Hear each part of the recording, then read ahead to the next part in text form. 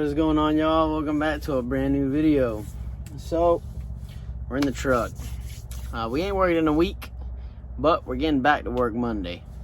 Right now what we're doing is I got this whole AC control thingy apart right there. I had a leak and I thought it was in the little control, but I guess it's not. So what I did was I took it apart and I was like, oh, you know, let's check it. And found out, so most of y'all that don't know, Freightliners, some classics came with the option to have air locks. Okay, so there's this button right here. Let me show y'all. So classics have this button. You hear it? So this was leaking air. Then I thought it was something in here leaking, but I guess it wasn't. So then I went up here and I noticed this plunger thingy was leaking, so we replaced it. This is a brand new one. Here is the old plunger. It leaks right here, like in there somewhere, whatever. So yeah, that leaked out, and we replaced it. So we replaced this little door lock actuator valve thingy. Then we basically replaced that plunger up top for the vents, for the flappers, and yeah, that should be it for this.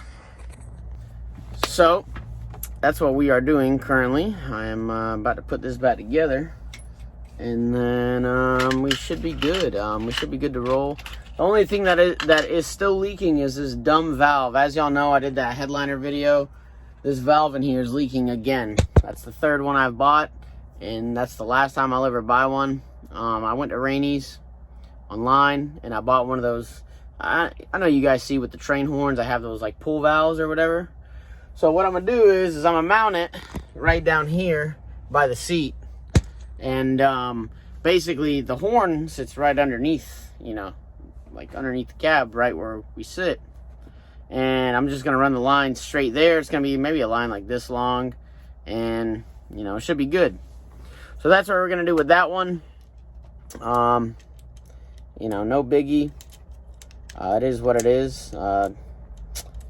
Freightliner just doesn't make these parts like they used to, man. It's all plastic stuff, and you know, it's maybe it was plastic back in the day, I don't know, but you know, a lot of these fittings are like plastic with like some kind of brass, but most fittings back in the day were all brass, you know. And brass fittings, man, they last a whole lot longer than all this plastic stuff. So, but yeah.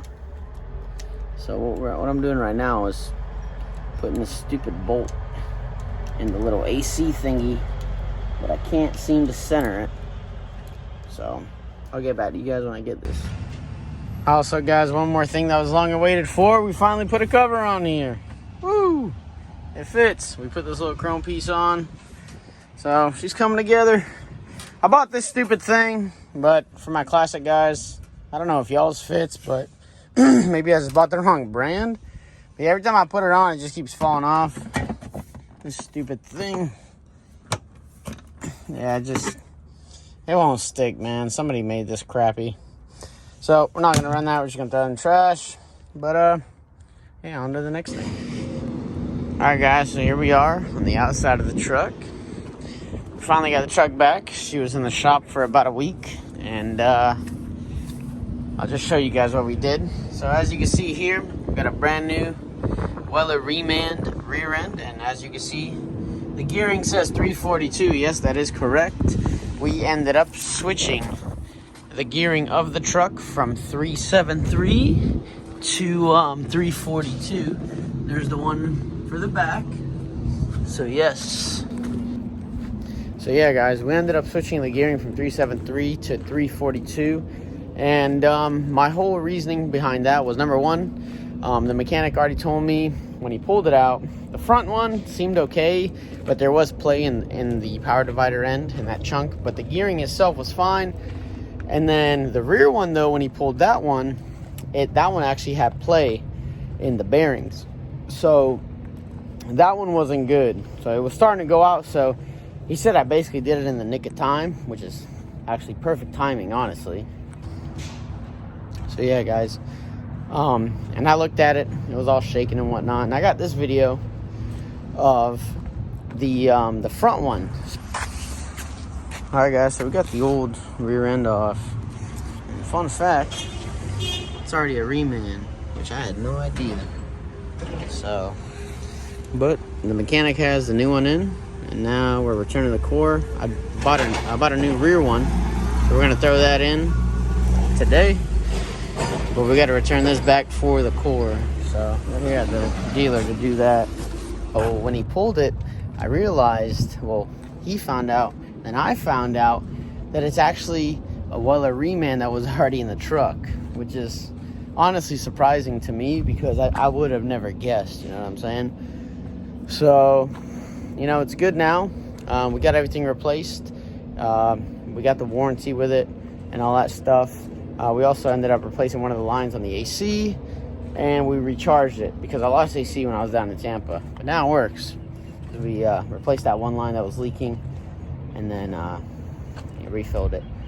So that's basically it. I mean, it was definitely a big job, but I gave him the first rear end the first day, then the second day I brought him the other one, and he did it literally in 2 days. I mean, phenomenal work. This line right here that you see going from the divider right there, so that was cross-threaded in the old one. So I had to go get that line made. That cost me about 65 bucks. Then I had to get that little fitting from the dealer, and that was like, what, $5, something like that. So that's good. It's all, you know, brand new. Said I was a pain to do the one in the rear, but for the most part we got brand new gears. And also with the brand new gears, for most of you guys that are trying to figure out, you know, how do I gain more speed, you know, with my truck, it's not the transmission, it is the rear ends.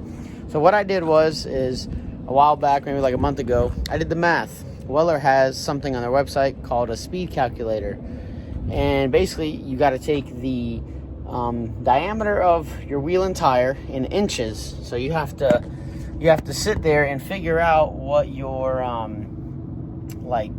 diameter is in inches. Mine was like 41.68 or something like that, 43. Not too sure. So what I did with that was, then I basically took that calculator and I typed in the gearing that I wanted. So AKA I wanted 342. Okay. Then what you have to find out, it says final drive. What's your final drive ratio? So then you have to figure out what your transmission number is. Like, what's the actual physical part number for it?